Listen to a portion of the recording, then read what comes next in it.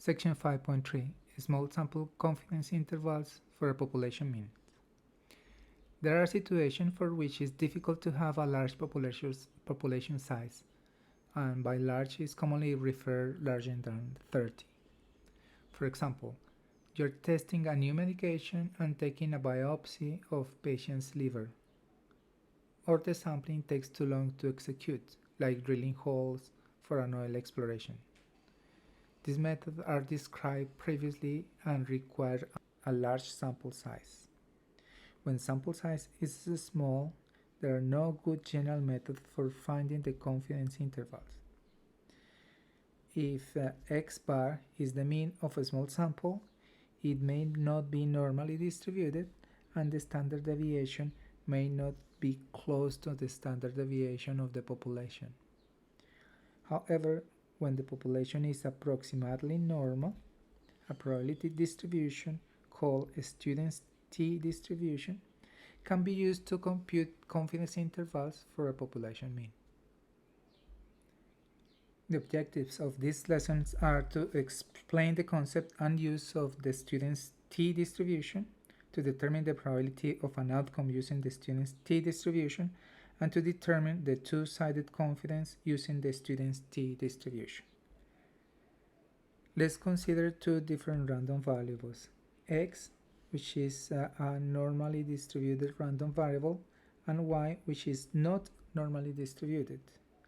Now, by the central limit theorem, we can affirm that if we have a large sample, the mean of x and the mean of y are going to be normally distributed. Okay, let me clarify. By large, we mean that n is bigger than 30. When we have a small sample, the mean of x is approximately normally distributed and is called, in fact, T-distributed.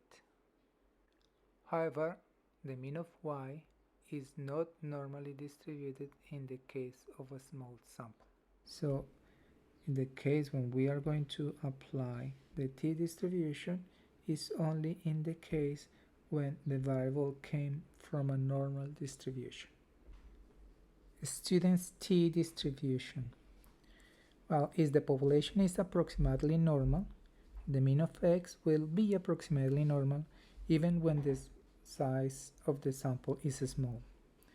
So for the student T-distribution, consider a sample of n elements where n is less than 30. Analogous to the C parameter in the normal distribution, the T parameter is defined as x mean minus mu divided by the standard deviation of x mean, that's s divided by the square root of n. So the student's T-distribution with n minus 1 degrees of freedoms is denoted by T of n minus 1. So we have now two parameters. We have the parameter T and we have the degrees of freedoms that we usually denote like with the Greek letter nu, which is degrees of freedom, and is equal to n minus 1. So if n is large, the T-distribution will be close to the normal distribution. How the T-distribution differ from the normal distribution? Well, first consider in this plot that the normal distribution is the one in blue. So this is the normal distribution, and the other ones, that the dashed line and these other, are T-distributions with different T distribution parameter. So in fact, the T-distribution will depend on the degrees of freedom. So we are going to have a T10 distribution, T4 distribution, and T1 distribution.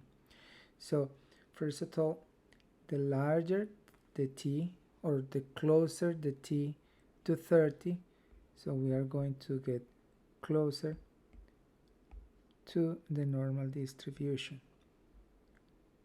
So this is the T1. The T1 is differ the most from the normal distribution. So one of the things that we can observe is lower and much more spread. So in the normal distribution, a lot of the information is closer to the mean, but in the T-distribution we still have elements around the tails. So the tails are going to be larger tails, higher tails, when we compare to the normal distribution. We can find the T-distribution in table A3 in the book. This is an example of how to compute probabilities using the table A3. In this example, we are going to consider a sample of size 10, and we have a mean of 4, and we want to compute the T statistics. In particular, we want to compute the probability of T being larger than 1.83. So summarizing the information, we have that the population size n is equal to 10.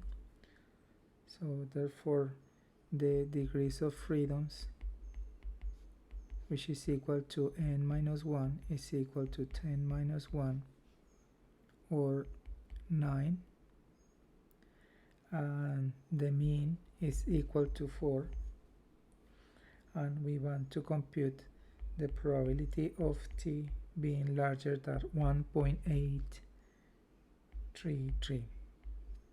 Okay, so we are going to, with this information, we are going to table A3. So the important information is the degrees of freedom and the mean. So let's go into table A3. Table A3 differ in different aspects from the normal distribution table. First of all, in this table we are relating three parameters: nu, alpha, and t, where nu is the degrees of freedom and is equal to n minus 1. T, which is the number for which we want to compute the probability, and alpha is the probability. Now alpha is the probability for which our variable is larger than a given t. So this is the second difference with respect to the normal distribution table. In the normal distribution table, we were considering the probability of being less or equal than some particular z number. In this case, is larger than the t number. In our particular example, we have that nu is equal to 9, and we want our probability of t being larger than 1.833. So to access the information in the table, we start on the left hand side with the degrees of freedom. So in this case we have the degrees of freedoms are 9, and we look for the desired t. The desired t is 1.833, and then we look for alpha. In this case, alpha is equal to 0.05. So the probability of t being larger than 1.833 is equal to 0.05, which is the alpha value in the table.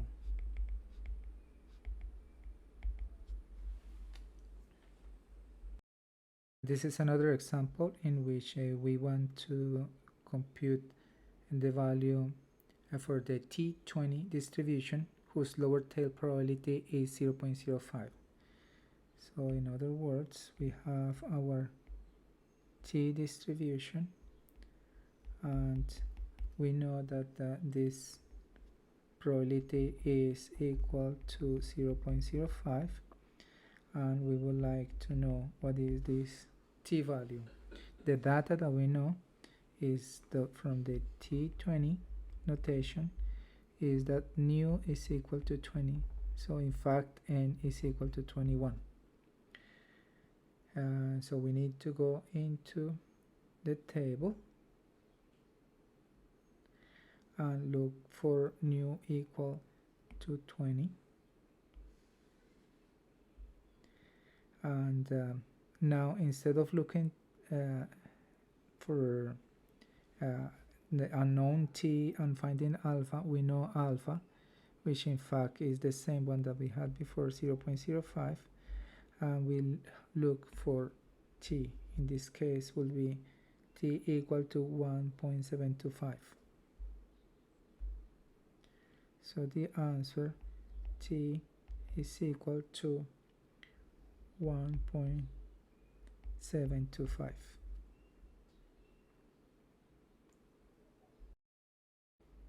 Students' t confidence interval. Well, this doesn't differ much from the confidence interval for large samples. The difference here is that the population is small, and therefore we are using the t-distribution instead of the normal distribution. So remember the basic concept. So if this is now t-distributed, so the mean will be 0, and we need to find some interval, and the interval in the middle is 1 minus alpha. So this is the level of confidence, and the tails will be alpha over 2 and alpha over 2. Now the confidence interval is defined by x bar plus or minus t of n minus 1 comma alpha over 2 multiplied by the standard deviation of the sample mean. So that is s divided by the square root of n. So remember, we have to take into account several things before applying a student's t statistics. First, the sample has to come from a normal distributed population. The population has to be normal on the first place. Because the sample is small, an outlier will really hurt the distribution and the values. So we cannot have outliers in our sample. So if an outlier is present, the t-distribution cannot be used, neither the z-distribution if the population is small. Also, if the standard deviation of this population is known, well, should use c instead of t. The reason to use normal distribution in this case is because the standard deviation of the population is known and not need to be estimated with a small sample. The following are measurements for the nominal shear strength in kilonewtons of a sample of 15 pre-stressed concrete beams. We need to find the 99% confidence interval for the mean shear strength. And we are going to solve this problem using NumPy. So the first thing that we need to do if we are using NumPy is to load the proper libraries. So we are loading the NumPy library as NP to manipulate array of data. We are loading the SciPy stats package for the interval of confidence function, and we are loading the matplotlib to plot the data. Now we storage our data in a NumPy array. So we just have to use this syntax, and the next thing that we need to do is to compute the mean and the standard deviation. So the mean is np.mean of A being A the array, and the standard deviation is np.std of the array, and the second parameter is DDOF equal to 1. This will guarantee that we are computing the standard deviation as 1 over n minus 1 multiplied by the sum of x minus x mean square. So that will guarantee that we are using the n minus 1 not bias parameter. So the first thing that we need to do with our data is to find out if we have an odd layer. The best way to find out that we have an odd layer is to make a box plot. So that's why we have a comment, box plot A. We plot it and we see that there is no odd layer.